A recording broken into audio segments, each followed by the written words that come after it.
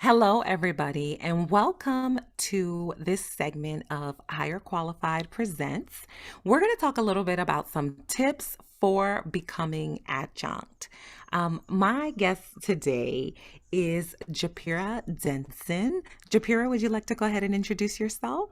Absolutely. Thank you so much for having me today. My name is Japera Denson, and I am the Health Information Technology and Medical Coding and Billing Program Coordinator at Florida Gateway College in Lake City, Florida.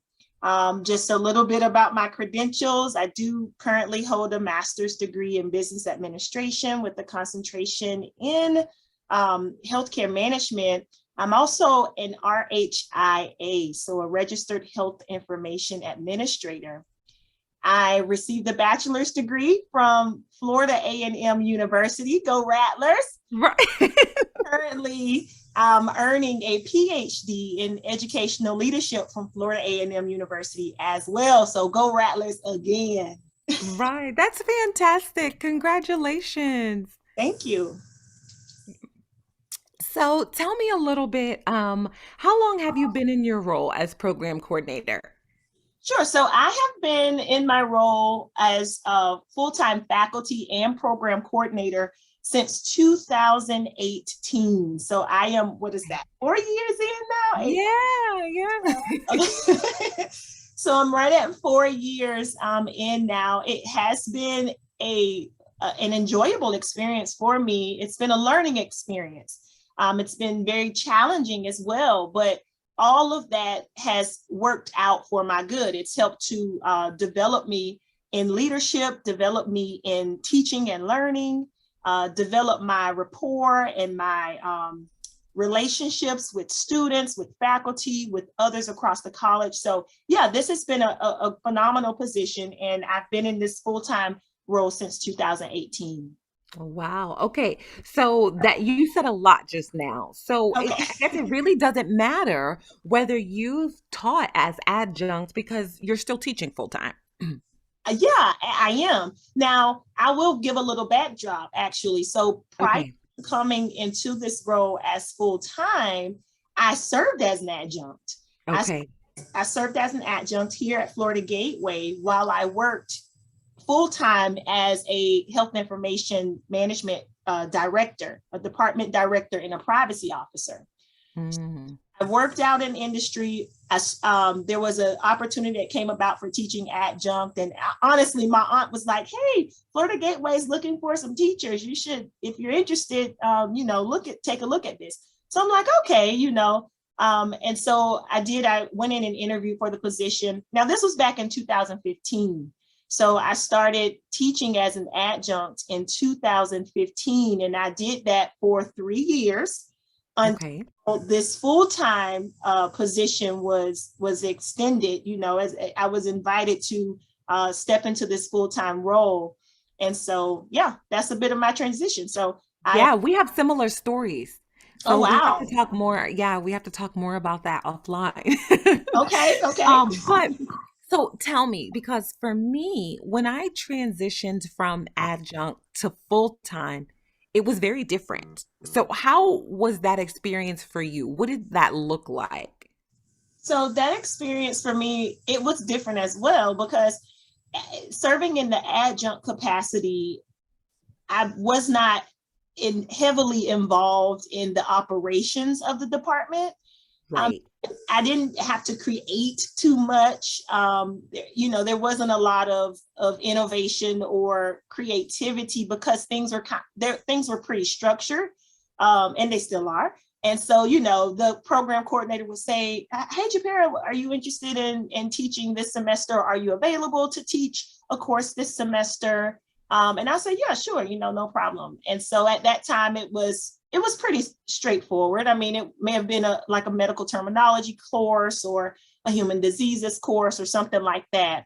And I would just do one class at a time. So um, again, I was not heavily involved in curriculum development or even program operations or accreditation or anything like that. So coming into this position, transitioning from industry into higher education full time was a complete paradigm shift. Mm-hmm. It was a shock. I didn't know so much was entailed in just the realm of higher education. So I had to learn a lot. It was a transition, but it was a great transition. Oh, good. That's good to hear. So, how many adjuncts do you currently oversee? So currently, like literally this semester, we have no adjuncts. Oh, really? Yeah, we have, it's myself. We have a nice, intimate department. I'll Okay. use the word intimate to avoid using, like a small program or something. Right, right. We have a nice, intimate program. At this time, we have two full-time faculty, and between the two of us, we are able to handle the load. Now, I do have one adjunct faculty that in the event, if I, needed someone to come in, then I could always reach out to her and ask her if she would be available. So that's Okay. currently zero, but Okay. yeah, we have had adjuncts in the past. Okay. All right. So, while in this position, how many have you hired, or have there been a need for you to hire any? There have. So, Okay. and we've kind of been blessed in this sense as well. So we had a former full-time faculty member that transitioned to an adjunct role. Okay. So we were able to, keep her in our pool, or what have you, if we needed to. And we have used her several semesters. She's been a great contribution to our department, and we appreciate the service that she's continued. Now, we've also had to hire an adjunct before. So in the past, we have, did a search for some faculty and full-time faculty and adjunct faculty. So yes, we have gone through that hiring of adjunct as well. Oh, perfect. Okay. So, what would you say for your department or for your organization in general are some key qualities that you look for in an adjunct? Yeah, sure. So I think that this will be a great opportunity for me to talk about the standards that are Okay. established for our accreditation body, which is KHIM, which is pretty much the accreditation body for most Right, right. programs. So I would like to take this time to pull up those standards, because in those standards, I use those standards as a guideline. They have a section called faculty qualifications. So I'm using that to serve as my base for searching or looking for adjunct or full-time faculty. So if you don't mind, I would like to pull that up at this time. Absolutely. Please take your time, pull it up, and thank you so much for bringing that up. So I want to say a couple things. So KHIM is our accrediting body. So this is the guidance that all HIT programs that's accredited by KHIM must follow. Okay. So KHIM, it's CAHIIM.org, if I'm not mistaken, or is it .com? Not quite sure. .org. Yep. Okay, so it is .org. Okay. I'm thinking I visit enough to know. So so not only do they provide us with the standards, but I wanted to give you that website because I encourage people who are interested in transitioning into HIT, or if you're just looking for an academic program, use the KHIM Directory, because the programs that they accredit allows you to sit for either those RHIT for associate degree programs or RHIA, those bachelor degree programs. So you want to make sure that wherever you decide to pursue your education, that they are KHIM accredited. So Program Directory, great tool on their website. But also for those of you who are looking to transition into an adjunct role, understanding what KHIM requires of program directors, especially if you are applying and you're not getting called back, or you don't have the opportunity to interview, you want to make sure you at least meet the KHIM qualifications for full-time faculty or adjunct faculty, because we use the same standards for our adjunct. All right, Japera, back to you. Okay. Well, thank you. So showing on the screen here is KHIM's 2018 accreditation standards. And I know some people may be thinking 2018, oh my gosh, but these are pretty much the standards that we're going by for right now, or the most recent standards. So I'm going to scroll down a bit here, and I'm going to go down to the faculty qualifications page, and it is on page 6. So let me get to page 6. Okay. So right here is the start of the faculty qualifications. And please let me know, is this viewable? Is it too small? Yes, it is. Nope, it's perfect size. Perfect. Okay. So when I'm looking for adjunct faculty, the first thing I always want to make sure is that I, again, am following the standards that have been set by KHIM, because we want to, one, make sure that we obtain a level of quality in our programs, and they're our overseeing body, so we have to comply, right? Right. So, KHIM requires a faculty that serve in the capacities of the health information technology or health information management programs to have a degree or certification in their assigned teaching area. So that's one of the first things that I am looking for. Does this individual have a bachelor's degree or master's degree or above in health information management, health informatics and information management, health information, something, right? Because they're going to be teaching a health information program. Now, I will slip this in. Let's say I'm looking for someone to teach a course like medical terminology, or something that's more general to health sciences. Well, in that case, I can still, look for someone who has a health information educational background, but I may broaden it a little bit. So health sciences, maybe they could have a bachelor's in health sciences or something related. We want something related, right? And then another qualification that we're looking for, which is very important to KHIM and to the programs that are accredited by KHIM, is that the faculty must hold an AHIMA credential. Now, so for me, that means a CCA, a CCS, a RHIA, an RHIA or RHIT certification, some type of AHIMA credential. So we're looking for the AHIMA credential, and we're also looking for the educational background that is related to health information or health sciences. Those two areas. Yeah, I'll talk a little bit about even the experience. If an individual does not have any former teaching experience, I think, and this is my opinion, it's a great opportunity. It's a great door. I am an advocate. So if someone doesn't have prior teaching experience, come on board as an adjunct, because that's going to help you out. That's true. My start in higher ed, right?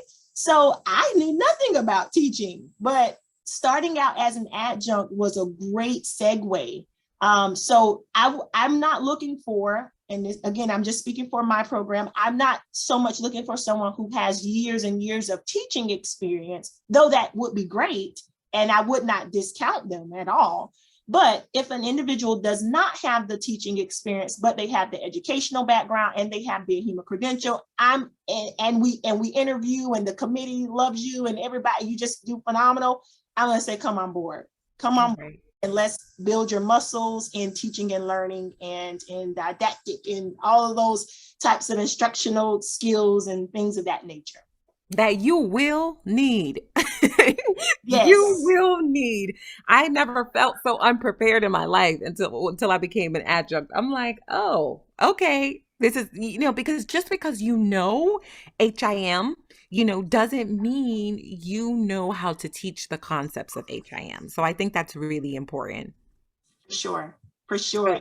And I'll just add this as well. Teaching as an adjunct, this kind of goes back to one of the questions that you asked me previously. Teaching as an adjunct was completely different than teaching in the full-time capacity, because teaching as an adjunct, I was more so relying on my work experience, right? Right. My experience as an HIM director, I was more so relying on that.